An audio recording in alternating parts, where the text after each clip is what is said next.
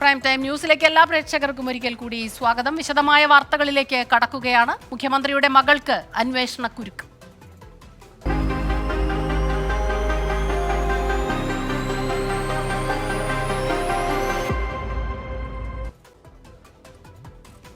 മുഖ്യമന്ത്രി പിണറായി വിജയന്റെ മകൾ വീണയുടെ കമ്പനി എക്സാലോജിക്കിനെതിരെ അന്വേഷണം പ്രഖ്യാപിച്ച കേന്ദ്രം വിശദമായ അന്വേഷണത്തിന് 3 അംഗ ഉന്നത ഉദ്യോഗസ്ഥ സംഘത്തെ നിയോഗിച്ചു. 4 മാസത്തിനുള്ളിൽ അന്തിമ റിപ്പോർട്ട് നൽകാനാണ് നിർദ്ദേശം. വീണ വിജയന്റെ കമ്പനി എക്സാലോജിക് സൊല്യൂഷൻസ് പ്രൈവറ്റ് ലിമിറ്റഡും CMRL കമ്പനിയുമായി ബന്ധപ്പെട്ട ആരോപണങ്ങളിലാണ് കേന്ദ്ര കോർപ്പറേറ്റ് കാര്യ മന്ത്രാലയത്തിന്റെ അന്വേഷണം. മാസപ്പടി വിവാദത്തിലെ ആദായ നികുതി ബോർഡിന്റെ കണ്ടെത്തലിന്റെ അടിസ്ഥാനത്തിലാണ് അന്വേഷണം. പൊതുമേഖലാ സ്ഥാപനമായ വ്യവസായ വികസന കോർപ്പറേഷനെതിരെയും അന്വേഷണമുണ്ട്. രജിസ്ട്രാർ ഓഫ് കമ്പനീസ് ബംഗളൂരു നടത്തിയ പ്രാഥമിക അന്വേഷണത്തിൽ ക്രമക്കേട് കണ്ടെത്തിയതോടെയാണ് വിശദമായ അന്വേഷണമെന്നാണ് ഉത്തരവിലുള്ളത്. ആരോപണങ്ങൾക്ക് അവ്യക്തവും ഒഴിഞ്ഞുമാറുന്നതുമായ മറുപടികളാണ് CMRL എറണാകുളത്തെ രജിസ്ട്രാർ ഓഫ് കമ്പനീസിന് നൽകിയത്. KSIDC മറുപടി പോലും നൽകിയില്ല എന്നും വെള്ളിയാഴ്ച ഇറങ്ങിയ ഉത്തരവിൽ ഉണ്ട്. ആദായ നികുതി വകുപ്പിന്റെ റിപ്പോർട്ടിൽ പരാമർശിച്ചിരിക്കുന്ന PV പിണറായി വിജയൻ തന്നെയാണെന്ന് പരാതിക്കാരനായ കേരള ജനപക്ഷം നേതാവ് ഷോൺ ജോർജ് പറഞ്ഞു. ഒരു കാര്യം പറയാം, എനിക്ക് എന്തെങ്കിലും സംഭവിച്ചു, ഇതിന് പെറ്റീഷൻ കൊടുത്ത പലരും ആത്മഹത്യ ചെയ്തായി നിങ്ങൾ കേട്ടിട്ടുണ്ട്. ഞാൻ ആത്മഹത്യ ചെയ്യാൻ ഉദ്ദേശിക്കുന്നില്ല. നേരത്തെ പറയാണ്, ഞാൻ ആത്മഹത്യ ചെയ്യാൻ ഉദ്ദേശിക്കുന്നില്ല. എന്നെ ആരെങ്കിലും തട്ടിക്കളഞ്ഞാൽ തന്നെ, എന്നെ ആരെങ്കിലും അപായപ്പെടുത്തിയാൽ തന്നെ ഈ കേസ് മുമ്പോട്ട് പോകാൻ 5 പേരെ ഞാൻ ചുമതലപ്പെടുത്തിയിട്ടുണ്ട്. Karnataka deputy registrar of companies Varun BS, Chennai deputy director KM Sankaranarayanan, ROC പോണ്ടിച്ചേരിയിൽ നിന്നും A ഗോകുൽനാഥ് എന്നിവർക്കാണ് അന്വേഷണ ചുമതല. 24 ഡൽഹി. അയോധ്യ രാമക്ഷേത്ര പ്രതിഷ്ഠ പ്രധാനമന്ത്രി നിർവഹിക്കുന്നതിൽ വിമർശനം കടുപ്പിച്ച് പുരി ശങ്കരാചാര്യർ. രാഷ്ട്രീയ നേതാക്കൾ ചെയ്യാൻ ഇത് പ്രതിമാ അനാച്ഛാദനമല്ലെന്നും വിഗ്രഹ പ്രതിഷ്ഠയാണെന്നും നിശ്ചലാനന്ദ സരസ്വതി പ്രതികരിച്ചു. അയോധ്യയിലേത് BJPയുടെ രാഷ്ട്രീയ പ്രചാരണമെന്ന് കോൺഗ്രസ് ആവർത്തിച്ചു. പ്രതിഷ്ഠാ ചടങ്ങിലേക്ക് സമാജ്വാദി പാർട്ടിക്കും BSPക്കും ക്ഷണം ലഭിച്ചു.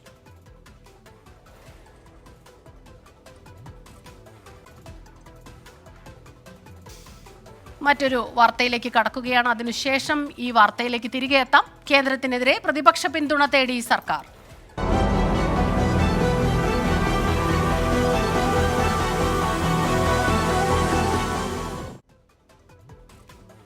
കേന്ദ്ര സർക്കാരിന്റെ അവഗണനയ്ക്കെതിരെ പ്രതിപക്ഷവുമായി ചർച്ച നടത്താൻ മുഖ്യമന്ത്രി. മറ്റന്നാൾ മുഖ്യമന്ത്രി, പ്രതിപക്ഷ നേതാവ് VD സതീശൻ, പ്രതിപക്ഷ ഉപനേതാവ് PK കുഞ്ഞാലിക്കുട്ടി എന്നിവരുമായി ചർച്ച നടത്തും. കേന്ദ്രത്തിനെതിരായ പ്രതിഷേധത്തിന് പ്രതിപക്ഷം സഹകരിക്കുന്നില്ലെന്ന് നവകേരള സദസ്സ് വേദികളിൽ മുഖ്യമന്ത്രി കുറ്റപ്പെടുത്തിയിരുന്നു. കേരളത്തെ അവഗണിക്കുന്ന കേന്ദ്ര നയത്തിനെതിരെ ഒരു ഘട്ടത്തിലും സംസാരിക്കാൻ അവർ തയ്യാറായിട്ടില്ല. കേരളത്തിന് വേണ്ടി ശബ്ദിക്കാൻ തയ്യാറായിട്ടില്ല. എന്തോ കേരള വിരുദ്ധ മനസ്സിനോടൊപ്പം ചേർന്ന് നിൽക്കുകയാണ് കോൺഗ്രസും UDF. പല വിധത്തിൽ കേന്ദ്രം സംസ്ഥാനത്തെ വീർപ്പുമുട്ടിച്ചിട്ടും അതിനെതിരെ ശബ്ദമുയർത്താൻ പ്രതിപക്ഷം സർക്കാരുമായി സഹകരിക്കുന്നില്ലെന്നായിരുന്നു മുഖ്യമന്ത്രിയുടെയും മന്ത്രിമാരുടെയും ആക്ഷേപം. നവകേരള സദസ്സ് വേദികളിൽ സർക്കാർ അത് രാഷ്ട്രീയ ആയുധമാക്കുകയും ചെയ്തു. ഇതിനിടെയാണ് മുഖ്യമന്ത്രി പ്രതിപക്ഷവുമായി ചർച്ചയ്ക്കൊരുങ്ങുന്നത്. തിങ്കളാഴ്ച രാവിലെ 10 മണിക്ക് VD സതീശൻ, PK കുഞ്ഞാലിക്കുട്ടി എന്നിവരുമായി ചർച്ച നടത്തും. കേന്ദ്രത്തിനെതിരെ സർക്കാർ നടത്താനിരിക്കുന്ന നീക്കങ്ങളിൽ പ്രതിപക്ഷത്തിന്റെ പിന്തുണ തേടും. കേന്ദ്ര സമീപനത്തെ വിമർശിക്കുമ്പോഴും സംസ്ഥാന സർക്കാരിന്റെ പിടിപ്പുകേടും പ്രതിപക്ഷം ആക്ഷേപമായി ഉന്നയിച്ചിരുന്നു. ഈ സാഹചര്യത്തിൽ മുഖ്യമന്ത്രിയുമായുള്ള ചർച്ചയ്ക്ക് ശേഷമുള്ള പ്രതിപക്ഷ നിലപാട് നിർണായകമാകും. 24 തിരുവനന്തപുരം. മല്ലികാർജുൻ ഖർഗെയെ ഇന്ത്യ സഖ്യത്തിന്റെ അധ്യക്ഷനാക്കാൻ ധാരണ. കൺവീനർ സ്ഥാനം ഏറ്റെടുക്കാൻ നിതീഷ് കുമാർ വിസമ്മതം അറിയിച്ചതായി സൂചനയുണ്ട്. മമതാ ബാനർജിയും അഖിലേഷ് യാദവുമായി ആലോചിച്ചതിനു ശേഷമാകും ഔദ്യോഗിക പ്രഖ്യാപനം. ഇന്ത്യ സഖ്യ കക്ഷികളെ കോൺഗ്രസ് ഭാരത് ജോഡോ ന്യായ യാത്രയിലേക്ക് ക്ഷണിച്ചു. ലോക്സഭാ തെരഞ്ഞെടുപ്പ് ഒരുക്കങ്ങൾ ചർച്ച ചെയ്യാൻ ചേർന്ന ഇന്ത്യ സഖ്യ യോഗത്തിലാണ് മല്ലികാർജുൻ ഖാർഗെയെ അധ്യക്ഷനാക്കാനുള്ള ധാരണ. നിതീഷ് കുമാറിനെ കൺവീനറായി തീരുമാനിച്ചേക്കുമെന്നായിരുന്നു നേരത്തെയുള്ള റിപ്പോർട്ടുകൾ. എന്നാൽ നിതീഷ് കുമാർ ഈ തീരുമാനത്തെ എതിർത്തു. പദവികൾ വേണ്ടെന്നും BJPക്കെതിരായ പോരാട്ടമാണ് പ്രധാനമെന്നും യോഗത്തിൽ നിതീഷ് പറഞ്ഞു. മമതാ ബാനർജിയുടെ അതൃപ്തി കണക്കിലെടുത്താണ് നിതീഷിന്റെ തീരുമാനമെന്നാണ് സൂചന.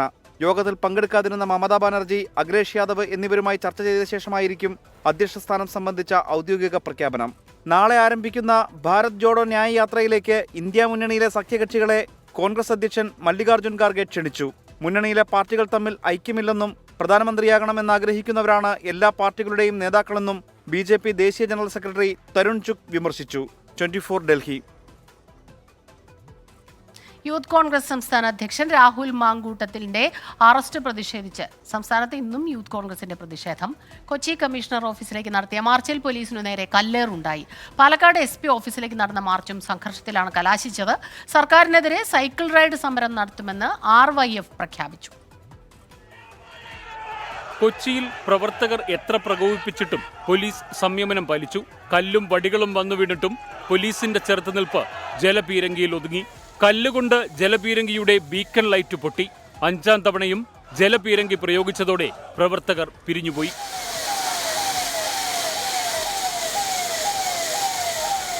പാലക്കാട് SP ഓഫീസിലേക്ക് നടന്ന പ്രതിഷേധ മാർച്ചിൽ പ്രവർത്തകരും പോലീസും തമ്മിൽ സംഘർഷമുണ്ടായി.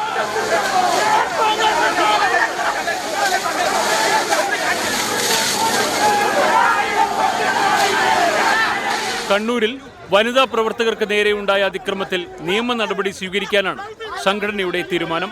സംസ്ഥാന സർക്കാരിനെതിരെ RYF സൈക്കിൾ റൈഡ് സമരത്തിന് ആഹ്വാനം ചെയ്തു. വരും ദിവസങ്ങളിലും സർക്കാരിനെതിരെ തുടർച്ചയായ സമരങ്ങൾ നടത്താൻ തന്നെയാണ് യൂത്ത് കോൺഗ്രസ് തീരുമാനം. പാലക്കാട്, തൃശൂർ ബ്യൂറോകൾക്കൊപ്പം 24 കൊച്ചി. 1 കോടി രൂപ നഷ്ടപരിഹാരം ആവശ്യപ്പെട്ട് CPIM സംസ്ഥാന സെക്രട്ടറി MV ഗോവിന്ദന് രാഹുൽ മാങ്കൂട്ടത്തിന്റെ വക്കീൽ നോട്ടീസ്. കോടതിയിൽ സമർപ്പിച്ച മെഡിക്കൽ റിപ്പോർട്ട് വ്യാജം എന്ന പ്രസ്താവനയ്ക്ക് എതിരെയാണ് നിയമ നടപടി. വാർത്താ സമ്മേളനം വിളിച്ച് മാപ്പ് പറയണമെന്നും നോട്ടീസിലുണ്ട്. അയോധ്യ രാമക്ഷേത്ര പ്രതിഷ്ഠ പ്രധാനമന്ത്രി നിർവഹിക്കുന്നതിൽ വിമർശനം കടുപ്പിക്കുകയാണ് പുരി ശങ്കരാചാര്യർ. രാഷ്ട്രീയ നേതാക്കൾ ചെയ്യാൻ ഇത് പ്രതിമാനാച്ഛാദനമല്ലെന്നും വിഗ്രഹ പ്രതിഷ്ഠയാണെന്നും നിശ്ചലാനന്ദ സരസ്വതി പ്രതികരിച്ചു. അയോധ്യയിലേത് BJPയുടെ രാഷ്ട്രീയ പ്രചാരണമെന്ന് കോൺഗ്രസ് കുറ്റപ്പെടുത്തി. അതിനിടെ പ്രതിഷ്ഠാ ചടങ്ങിലേക്ക് സമാജ്വാദി പാർട്ടിക്കും BSPക്കും ക്ഷണം ലഭിച്ചു. അയോധ്യ രാമക്ഷേത്ര പ്രതിഷ്ഠാ ചടങ്ങിന് പ്രധാനമന്ത്രി നരേന്ദ്രമോദി മുഖ്യ കാർമ്മികത്വം വഹിക്കുന്നതിലാണ് പുരി ശങ്കരാചാര്യർ എതിർപ്പ് ഉന്നയിക്കുന്നത്. വിഗ്രഹം പ്രതിഷ്ഠിക്കേണ്ടത് ആചാരവിധി പ്രകാരമെന്ന് പുരി ശങ്കരാചാര്യർ നിശ്ചലാനന്ദ സരസ്വതി പറഞ്ഞു. രാഷ്ട്രീയ നേതാക്കളുടെ ഇടപെടലുകൾക്ക് പരിധിയുണ്ടെന്നും ഓർമ്മപ്പെടുത്തൽ. विधि निषेध में ही संविधान होता है, तो शास्त्र सम्मत विधा से भगवान की प्रतिष्ठा हो, पूजा आदि का प्रक्रम हो, इतनी सी बात है. इसमें कोई शंकराचार्य विज्ञान को प्राप्त नहीं है, मतभेद किसी में नहीं है. പുരി ശങ്കരാചാര്യന്മാരുടെ വിമർശനം കോൺഗ്രസ് ഏറ്റെടുത്തു. അയോധ്യയിൽ BJP നടത്തുന്നത് തെരഞ്ഞെടുപ്പ് ക്യാമ്പയിനെന്ന് AICC general secretary KC Venugopal. ഇവരിപ്പം നടത്തുന്നത്, അയോധ്യയിൽ നടത്തുന്നത്, ഇത് നേരത്തെ പ്ലാൻ ചെയ്ത് 2024 തെരഞ്ഞെടുപ്പിന് വേണ്ടിയിട്ടുള്ള ഒരു തെരഞ്ഞെടുപ്പ് ക്യാമ്പയിൻ ലോഞ്ചാണ് 22-ാം തീയതി. അല്ലെങ്കിൽ പ്രധാനമന്ത്രി അല്ലല്ലോ. ഉത്തർപ്രദേശ് BJPയുടെ എതിർപ്പ് മറികടന്നുകൊണ്ടാണ് പ്രതിഷ്ഠാ ചടങ്ങിലേക്കുള്ള സമാജ്വാദി പാർട്ടി അധ്യക്ഷൻ അഖിലേഷ് യാദവിനെ ക്ഷണിച്ചത്. കർസേവകർക്കെതിരെ വെടിവെച്ച സമാജ്വാദി പാർട്ടിയെ ക്ഷണിക്കേണ്ടതില്ല എന്ന നിലപാടായിരുന്നു UP BJPയുടേത്. ചടങ്ങിൽ പങ്കെടുക്കുമോ ഇല്ലയോ എന്ന കാര്യം അഖിലേഷ് യാദവ് വ്യക്തമാക്കിയിട്ടില്ല. 24 ഡൽഹി. സീറ്റ് മോഹം തുറന്നു പറഞ്ഞ് V മുരളീധരൻ.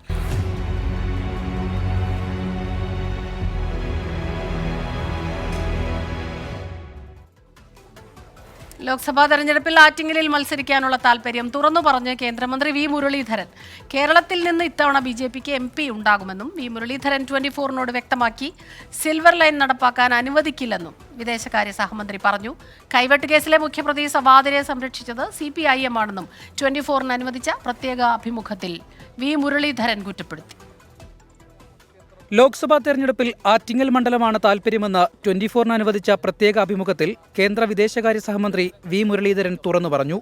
എനിക്ക് ഏറ്റവും മത്സരിക്കാൻ താല്പര്യമുള്ള മണ്ഡലം ആറ്റിങ്ങലാണ്. പക്ഷേ അവസാനത്തെ തീരുമാനം പാർട്ടിയുടേതാണ്. താങ്കൾ സജ്ജമായി കഴിഞ്ഞു? ഞാൻ സജ്ജമാണ്. കേരളത്തിൽ നിന്ന് BJPക്ക് ഇത്തവണ MP ഉണ്ടാകും. വിജയം ഉറപ്പിക്കാനാണ് പ്രധാനമന്ത്രി തൃശൂരിലെത്തുന്നതെന്നും മുരളീധരൻ പറഞ്ഞു. സിൽവർ ലൈൻ പദ്ധതിക്ക് കേന്ദ്രാനുമതി ലഭിക്കില്ലെന്ന് 100% ഉറപ്പാണ്.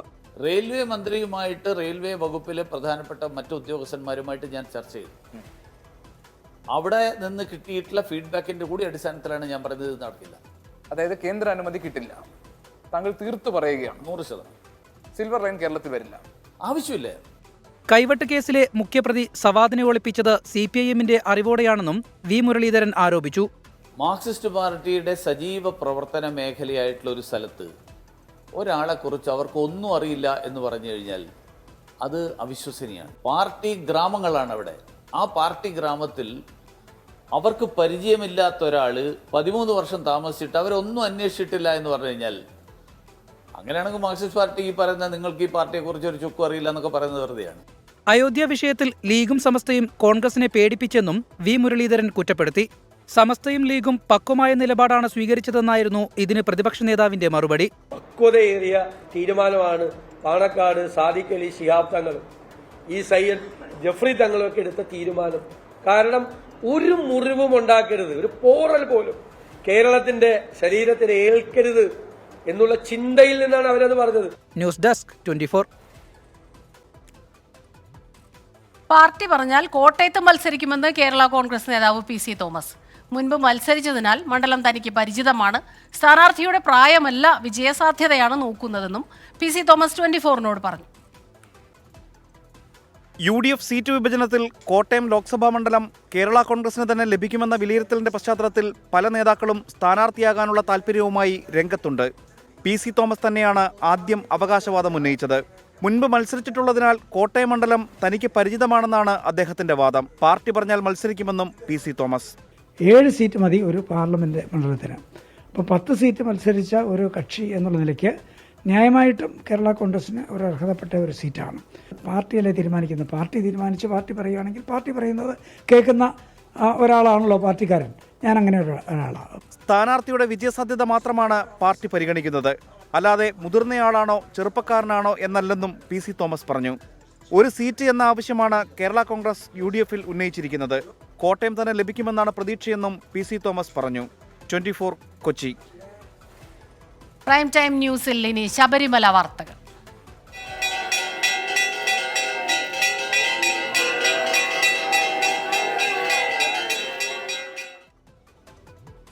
മകരവിളക്ക് മഹോത്സവത്തിന് ഇനി 2 നാൾ മാത്രം. 18-ാം പടിയിൽ ഭക്തരുടെ തിരക്ക് കുറഞ്ഞു. തീർത്ഥാടകർ മകരജ്യോതി ദർശനത്തിനായി സന്നിധാനത്ത് പർണശാലകൾ കെട്ടി താമസിക്കുന്നു. സംസ്ഥാന പോലീസ് മേധാവിയുടെ നേതൃത്വത്തിൽ സുരക്ഷാ ക്രമീകരണങ്ങൾ വിലയിരുത്തി. മകരവിളക്കിന് മുന്നോടിയായുള്ള പ്രസാദ ശുദ്ധിക്രിയ 5 മണിയോടെ തന്നെ ആരംഭിച്ചു. ശ്രീകാന്ത് ചേരുന്നുണ്ട് വിവരങ്ങളുമായി. ശ്രീകാന്ത്, ശബരിമലയിൽ ഇനിയിപ്പോൾ ഈ മകരജ്യോതി ദർശനം അതുതന്നെയാണ് ഏറ്റവും പ്രധാനപ്പെട്ട ലക്ഷ്യം ഭക്തരെ സംബന്ധിച്ചിടത്തോളം. അപ്പോൾ അതിനുള്ള ഒരുക്കങ്ങൾ ഏതെല്ലാം രീതിയിലാണ്? നിരവധി തീർത്ഥാടകർ ഇപ്പോൾ തന്നെ അവിടെ എത്തിക്കഴിഞ്ഞിരിക്കുന്നു എന്ന് മനസ്സിലാകുന്നു. പക്ഷേ സന്നിധാനത്തിന് തിരക്ക് ഒരു ലേശം കുറഞ്ഞു എന്ന് മനസ്സിലാക്കുന്നുണ്ട്. വൈകുന്നേരത്തോടെ തിരക്ക് വീണ്ടും കൂടിയിട്ടുണ്ട്. നമുക്ക് ഈ ദൃശ്യങ്ങളിൽ കാണാൻ സാധിക്കും, നിറഞ്ഞു കവിഞ്ഞാണ് ഈ ഫ്ലൈ ഓവർ നിലവിലുള്ളത്. ദർശനത്തിനായി ഭക്തർ പമ്പയിൽ നിന്നും സന്നിധാനത്തേക്ക് സാവധാനം മല കയറിയെത്തുന്നുമുണ്ട്. ഇവിടെ നിലവിലിപ്പോൾ ഈ മകരവിളക്ക് ദർശനത്തിനായുള്ള എല്ലാ ക്രമീകരണങ്ങളും പൂർത്തിയാക്കി കഴിഞ്ഞു. ദേവസ്വം ബോർഡും പോലീസും അതിനുവേണ്ടിയുള്ള നടപടികൾ സ്വീകരിച്ചു. ഇന്ന് DGP നേരിട്ട് ശബരിമലയിൽ സന്നിധാനത്തും പമ്പയിലും നിലയ്ക്കലുമൊക്കെ എത്തി സുരക്ഷാ സംവിധാനങ്ങൾ വിലയിരുത്തി. സാധാരണ പോലെ തന്നെ ഇതര സംസ്ഥാനത്തു നിന്നുള്ളതും അല്ലാത്തതുമായ ഭക്തർ ഇവിടെ പർണശാലകൾ കെട്ടി ഇതിനോടകം മകരവിളക്ക് ദർശനത്തിന് വേണ്ടി തമ്പടിച്ചിട്ടുണ്ട്. പാണ്ഡിത്താവളത്തും കിട്ടാവുന്ന എല്ലാ സ്ഥലങ്ങളിലും അവർ ഇതിനോടകം തന്നെ സ്ഥലം പിടിച്ചിട്ടുണ്ട്. ഇനി 15-ാം തീയതി മകരവിളക്ക് കണ്ട് അയ്യനെ തൊഴുത ശേഷം മലയിറങ്ങുക എന്നുള്ളതാണ് ഇവരുടെ എല്ലാം ഉള്ളിലെ ഏറ്റവും പ്രധാനപ്പെട്ട ആഗ്രഹം. അതിനുവേണ്ടിയുള്ള കാത്തിരിപ്പിലാണ് ഓരോരുത്തരും. ഇന്ന് രാവിലെ പന്തളത്ത് നിന്നും ഈ തിരുവാഭരണ ഘോഷയാത്ര ഉച്ചയോടുകൂടി പുറപ്പെടുകയുണ്ടായി. തിരുവാഭരണ ഘോഷയാത്ര കൊട്ടാരത്തിൽ നിന്നും തിരിച്ച് ഇന്ന് അയിരൂരിലായിരിക്കും സമാപനം ഉണ്ടാവുന്നത്. 15-ന് രാവിലെ കാനനപാതയിൽ പ്രവേശിച്ച് വൈകിട്ട് ദീപാരാധനയ്ക്ക് മുമ്പ് സന്നിധാനത്ത് തിരുവാഭരണ ഘോഷയാത്ര എത്തിച്ചേരും. ഇന്നിപ്പോൾ ഈ തിരുവാഭരണ ഘോഷയാത്രയുടെ ഒരു പ്രധാനപ്പെട്ട കാര്യമെന്ന് പറയുന്നത് കൊട്ടാരത്തിലെ മുതിർന്ന അംഗം ഈ തിരുവാഭരണ ഘോഷയാത്രയെ അനുഗമിക്കേണ്ടതായിരുന്നു. പക്ഷെ അവിടെ ഒരു മരണം നടന്നതിനാൽ ഇക്കുറിയും ഈ തിരുവാഭരണ ഘോഷയാത്രയെ കൊട്ടാരത്തിലെ മുതിർന്ന അംഗം അനുഗമിക്കുന്നില്ല എന്നൊരു കാര്യമുണ്ട്. ശബരിമലയിൽ നിലവിലിപ്പോൾ മകരവിളക്കിന് മുന്നോടിയായുള്ള പ്രസാദ ശുദ്ധിക്രിയ അത് പൂർത്തിയായി കഴിഞ്ഞു. ഇപ്പോൾ ദർശനത്തിന് വേണ്ടി ഭക്തജനങ്ങൾ ഓരോരുത്തരായി സാവധാനം മല കയറി സന്നിധാനത്തേക്ക് എത്തുന്നു. തിരക്ക് പൂർണ്ണമായും കുറഞ്ഞു എന്ന് പറയാൻ സാധിക്കില്ല. തിരക്കുണ്ട്. അത് 15-ാം തീയതിയാകുമ്പോൾ അതിന്റെ ഉച്ചസ്ഥായിയിലേക്ക് എത്തും.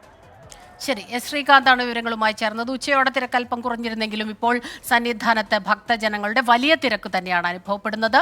മകരജ്യോതി ദർശനത്തിനുള്ള ഒരുക്കങ്ങൾ, സുരക്ഷാ നിയന്ത്രണങ്ങളെല്ലാം തന്നെ പൂർത്തിയായിരിക്കുന്നു. ശ്രീകാന്താണ് വിവരങ്ങളുമായി നമുക്കൊപ്പം ചേർന്നത്.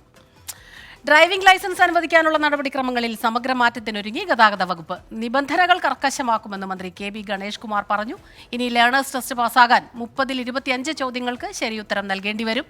KSRTC പൂർണ്ണമായും ലാഭത്തിലെത്തിക്കുകയാണ് ലക്ഷ്യമെന്നും മന്ത്രി KB ഗണേഷ് കുമാർ ലേണേഴ്സ് ടെസ്റ്റിനുള്ള ചോദ്യങ്ങളുടെ എണ്ണത്തിലും ഡ്രൈവിംഗ് ടെസ്റ്റിലെ എച്ചെടുക്കലിലും ഉൾപ്പെടെ സമഗ്ര മാറ്റം വരുത്താനാണ് നീക്കം. 30 ചോദ്യങ്ങളിൽ 25 എണ്ണം ശരിയാക്കിയാൽ മാത്രമേ ഇനി ലേണേഴ്സ് പരീക്ഷ പാസ്സാകൂവെന്ന് മന്ത്രി KB ഗണേഷ് കുമാർ പറഞ്ഞു. ലേണേഴ്സിൽ 12 പാസ്സായാൽ പാസ്സാവുമായിരുന്നു. ഇനി അങ്ങനെയല്ല, 30 ചോദ്യമാക്കി വർദ്ധിപ്പിക്കുകയാണ്. 25 ചോദ്യം പാസ്സാവണം ലേണേഴ്സിൽ. പിന്നെ ഡ്രൈവിംഗ് വണ്ടി പാർക്ക് ചെയ്യാനുള്ള ബോക്സൊക്കെ വരച്ചു കൊടുക്കും.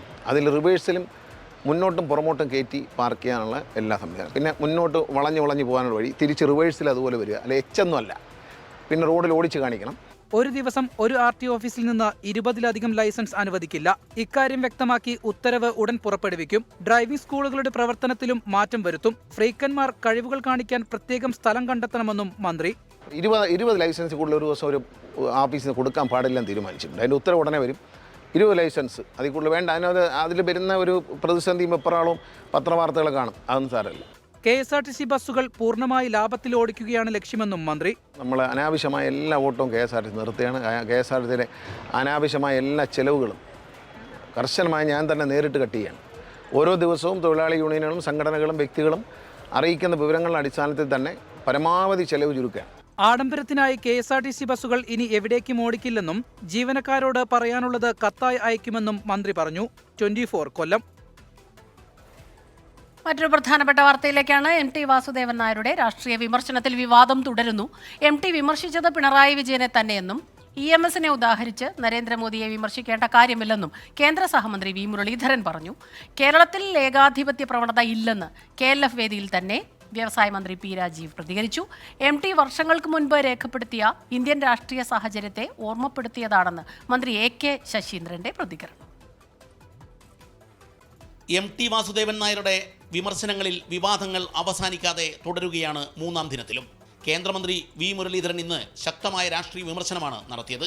പ്രധാനമന്ത്രി മോഡിയെയല്ല, മുഖ്യമന്ത്രി പിണറായി വിജയനെയാണ് MT വിമർശിച്ചതെന്നും EMSനെ ഉദാഹരിച്ചത് അതിനുവേണ്ടിയാണെന്നും V മുരളീധരൻ പറഞ്ഞു. അപ്പോൾ EMSുമായിട്ട് താരതമ്യം ചെയ്യുന്നതിലൂടെ തന്നെ വളരെ കൃത്യമായിട്ട് MT ലക്ഷ്യം വെക്കുന്നത് കേരളത്തിലെ സാഹചര്യങ്ങളാണെന്നുള്ള കാര്യം വളരെ വ്യക്തമാണ്. അപ്പോൾ മാത്രമല്ല, കേരളത്തിൽ നടക്കുന്നത് പോലെയുള്ളൊരു വ്യക്തിപൂജ കമ്മ്യൂണിസ്റ്റ് പ്രസ്ഥാനത്തിൽ ഇല്ലാത്തതാണ് എന്നുള്ള ഒരു പരാമർശം, ഒരു വ്യംഗ്യമായിട്ടുള്ള ഒരു പരാമർശം. MT വിമർശനം നടത്തിയ KLF വേദിയിൽ തന്നെ വ്യവസായ മന്ത്രി P രാജീവ് നടത്തിയ പരാമർശം പരോക്ഷ വിമർശനമാണ്. കേരളത്തിൽ ഏകാധിപത്യ പ്രവണതയില്ലെന്നും കേന്ദ്രം ഭരണഘടനാ സ്ഥാപനങ്ങളെ ദുർബലപ്പെടുത്തുകയാണെന്നും മന്ത്രി P രാജീവ് പറഞ്ഞു. ഒരു വ്യക്തി ഒരു അധികാരത്തിൽ ഇരുന്നിട്ട് എങ്ങനെ പ്രവർത്തിക്കുന്നു എന്നത് മാത്രം കാണാൻ ശ്രമിക്കുന്ന ആളുകളുണ്ട് നമ്മുടെ നാട്ടിൽ. ഇവിടെ പ്രശ്നം നിങ്ങൾ നോക്കുമ്പോൾ ജനാധിപത്യപരമായി പ്രവർത്തിക്കാവുന്ന എല്ലാ സംവിധാനങ്ങളെയും ഇല്ലാതാക്കിക്കൊണ്ടിരിക്കുകയാണ്. ഇത് ഭയങ്കര പ്രശ്നമാണ്, ഏറ്റവും ഗൗരവമായ പ്രശ്നമാണ്. MTയുടെ വിമർശനത്തെ കേരളത്തിൽ ഒതുക്കുന്നത് സങ്കുചിത രാഷ്ട്രീയ താല്പര്യം കൊണ്ടാണെന്നും അതിൽ MTയെ കുരുക്കാതെ വിവാദങ്ങൾ അവസാനിപ്പിക്കണമെന്നും മന്ത്രി AK ശശീന്ദ്രൻ പറഞ്ഞു. അദ്ദേഹത്തിന്റെ ഉത്കണ്ഠകൾ അദ്ദേഹത്തിന് പ്രകടിപ്പിച്ചു. ആ ഉത്കണ്ഠ കേരളത്തിൽ മാത്രം ഒതുങ്ങുന്നതാണ് എന്ന തരത്തിൽ ദുർവ്യാഖ്യാനം ചെയ്യുന്നവരാണ് യഥാർത്ഥത്തിൽ MTയെ ചെറുതാക്കുന്നത്. ആ പ്രവർത്തനത്തിൽ നിന്നും ആ നീക്കങ്ങളിൽ നിന്നും ദയവായി അങ്ങനെയുള്ളവർ പിൻവലിയണം എന്ന് തന്നെയാണ് എൻ്റെ അഭ്യർത്ഥന. എന്നാൽ വിവാദങ്ങൾ KLFന് പുത്തരിയല്ലെന്നും MT ഏതു വേദിയിൽ പറയുന്നതിനും പ്രാധാന്യമുണ്ടെന്നും KLF മുഖ്യ സംഘാടകൻ DC രവി 24നോട് പറഞ്ഞു. MT എന്ന് പറയുന്ന വ്യക്തി അദ്ദേഹം ഏത് ഒരു പരിപാടിക്ക് പോയാലും അദ്ദേഹത്തിൻ്റെ ഒരു വ്യക്തിത്വം നിറഞ്ഞു നിൽക്കുന്ന ഒരു രീതിയുണ്ട്. കാരണം മാധ്യമങ്ങളെ സംബന്ധിച്ചോളം അതിന് വളരെയേറെ പ്രാധാന്യം കൊടുക്കുന്നൊരു സാധനം. തീർച്ചയായിട്ടും അത് ഇവിടെയും സംഭവിച്ചു എന്നുള്ളതാണ്. ഏതായാലും ഇക്കുറി KLF വലിയ രാഷ്ട്രീയ വിവാദങ്ങൾക്കാണ് തുടക്കമിട്ടത്. 24 കോഴിക്കോട്.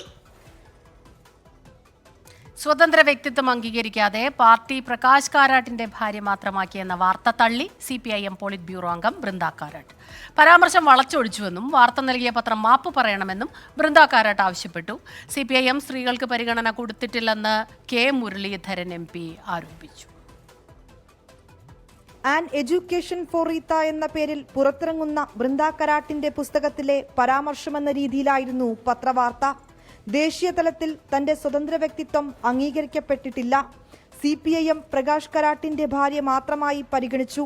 പാർട്ടിയിലെ രാഷ്ട്രീയമായ ഭിന്നതകളുടെ സന്ദർഭങ്ങളിൽ ഈ സമീപനം കൂടുതലായിരുന്നുവെന്നും പുസ്തകത്തിൽ ബൃന്ദ കരാട്ട് പരാമർശിക്കുന്നുവെന്നായിരുന്നു പത്രവാർത്ത. പിന്നാലെ വാർത്ത നിഷേധിച്ച് ബൃന്ദ കരാട്ട് തന്നെ രംഗത്തെത്തി. ആരോപണങ്ങൾക്ക് മറുപടി ഇങ്ങനെ: It is very extraordinary that Malayalam Manorama should give such a sensationalist headline which is completely manufactured. I condemn it. It's not fair on the author to manufacture a headline and put it in quotes. It is unfair, it is unethical to put a headline in quotes which does not exist in the book. I hope they will give me an apology. Marxist പാർട്ടിയിൽ ഒരിക്കലും സ്ത്രീകൾക്ക് പരിഗണന കൊടുത്തിട്ടില്ലെന്നും പ്രകാശ് കരാട്ടിന്റെ ഭാര്യയായതുകൊണ്ടാണ് ബൃന്ദ കരാട്ട് ഇത്രയും എത്തിയതെന്നും K Muraleedharan എംപിയുടെ പ്രതികരണം. Marxist പാർട്ടിയിൽ ഒരിക്കലും സ്ത്രീകൾക്ക് പരിഗണന കൊടുത്തിട്ടില്ലല്ലോ. ബൃന്ദ കാരാട്ട് പ്രകാശ് കാരാട്ടിന്റെ ഭാര്യ ആയതുകൊണ്ടാണ് ഇത്ര എത്തിയത്. അല്ലാത്ത ഒരു സ്ത്രീകളും അവിടെ എവിടെ എത്തിയിട്ടില്ല. അത് പറയൽ മാത്രമേ ഉള്ളൂ. പത്രവാർത്തയുടെ തലക്കെട്ട് തെറ്റിദ്ധാരണയുണ്ടാക്കുന്നതാണെന്നും 1975 മുതൽ 1985 വരെയുള്ള തന്റെ ഡൽഹി ജീവിതത്തിലെ അനുഭവങ്ങളാണ് പുസ്തകത്തിലുള്ളതെന്നും ബൃന്ദ കരാട്ട് വ്യക്തമാക്കി. 24 ഡൽഹി. ഇനി ചില വാർത്തകൾ ചുരുക്കത്തിൽ. പാകിസ്ഥാനിലെ ബ്രിട്ടീഷ് ഹൈക്കമ്മീഷണറുടെ പാക് അധീന കശ്മീർ സന്ദർശനത്തിൽ പ്രതിഷേധം അറിയിച്ച് ഇന്ത്യ. വിദേശകാര്യ സെക്രട്ടറി ഇന്ത്യയിലെ ബ്രിട്ടീഷ് ഹൈക്കമ്മീഷണറെ പ്രതിഷേധം അറിയിച്ചു. തായ്വാനിൽ ചൈന വിരുദ്ധ പാർട്ടിക്ക് വിജയം. ഭരണകക്ഷിയായ ഡെമോക്രാറ്റിക് പ്രോഗ്രസീവ് പാർട്ടിയുടെ ലായ് ചിങ്തെ പ്രസിഡന്റാകും. 41.6% വോട്ടാണ് ചിങ്തെ നേടിയത്. ഗവർണർ ആരിഫ് മുഹമ്മദ് ഖാനെ വിമർശിച്ചു മന്ത്രി പി രാജീവ്. ഗവർണർ ആലങ്കാരിക പദവി മാത്രമാണ്. നിയമസഭയിൽ ബില്ല് പാസാക്കി അയച്ചാൽ പിന്നീട് വിശദീകരണം തേടേണ്ട കാര്യമില്ലെന്നും മന്ത്രി. സർക്കാർ തുക അനുവദിച്ചെങ്കിലും സമരത്തിൽ നിന്ന് പിന്മാറില്ലെന്ന് സപ്ലൈകോ ട്രാൻസ്പോർട്ടേഷൻ കരാറുകാർ. സർക്കാർ അനുവദിച്ച 19 കോടി രൂപ തൊഴിലാളി ക്ഷേമനിധി കുടിശ്ശിക അടയ്ക്കാൻ പോലും തികയില്ലെന്ന് കരാറുകാരുടെ ആരോപണം. മറ്റൊരു വാർത്തയിലേക്ക്. കോട്ടയം പാസ്പോർട്ട് സേവാ കേന്ദ്രം പുതിയ കെട്ടിടത്തിൽ പ്രവർത്തനം ആരംഭിച്ചു. കേന്ദ്ര വിദേശകാര്യ സഹമന്ത്രി വി മുരളീധരൻ ഉദ്ഘാടനം ചെയ്തു. 1.5 വർഷത്തോളം നീണ്ട വിവാദങ്ങൾക്കൊടുവിലാണ് കോട്ടയത്തെ പാസ്പോർട്ട് സേവാ കേന്ദ്രം പുതിയ കെട്ടിടത്തിലേക്ക് മാറിയത്. KSRTCക്ക് സമീപം PWD ഗസ്റ്റ് ഹൌസിന് എതിർവശത്തായാണ് പുതിയ പാസ്പോർട്ട് സേവാ കേന്ദ്രം. സമീപഭാവിയിൽ തന്നെ ഈ പാസ്പോർട്ട് സംവിധാനം നിലവിൽ വരുമെന്നും ഇതോടെ വ്യാജ പാസ്പോർട്ട് പോലുള്ള വെല്ലുവിളികൾ കുറയുമെന്നും സേവാ കേന്ദ്രം ഉദ്ഘാടനം ചെയ്തുകൊണ്ട് വിദേശകാര്യ സഹമന്ത്രി വി മുരളീധരൻ പറഞ്ഞു. ഈ പാസ്പോർട്ട് സംവിധാനം ഈ 2ാം പതിപ്പിന്റെ ഭാഗമായിട്ട് വരുമ്പോൾ വ്യാജ പാസ്പോർട്ട് ഉൾപ്പെടെയുള്ളത് എല്ലാം ഇല്ലാതാക്കാൻ, ആ പ്രശ്നങ്ങൾ അവസാനിപ്പിക്കാൻ വേണ്ടിയിട്ട് സാധിക്കും എന്നുള്ളതാണ് ഞങ്ങൾ പ്രതീക്ഷിക്കുന്നത്. മികച്ച സൗകര്യങ്ങളാണ് പുതിയ പാസ്പോർട്ട് സേവാ കേന്ദ്രത്തിൽ ഒരുക്കിയിരിക്കുന്നത്. നാഗമ്പടത്ത് പ്രവർത്തിച്ചിരുന്ന പാസ്പോർട്ട് സേവാ കേന്ദ്രം കെട്ടിടത്തിന് സുരക്ഷയില്ലാത്തതിനെ തുടർന്നാണ് മാറാൻ തീരുമാനിച്ചത്. പുതിയ കെട്ടിടം കണ്ടെത്തുന്നതുവരെ ആലപ്പുഴ, എറണാകുളം ജില്ലകളിലാണ് പാസ്പോർട്ട് സേവനത്തിനായി ആളുകൾ പോയിരുന്നത്. പുതിയ കെട്ടിടത്തിന്റെ ഉദ്ഘാടനത്തിൽ MP-മാരും MLA-മാരും അടക്കമുള്ള ജനപ്രതിനിധികളും പങ്കെടുത്തു. 24 കോട്ടയം. ഇനി ഇപ്പോഴത്തെ കാലാവസ്ഥ സമർപ്പിക്കുന്നത് Berger home shield scientific water proofing solutions.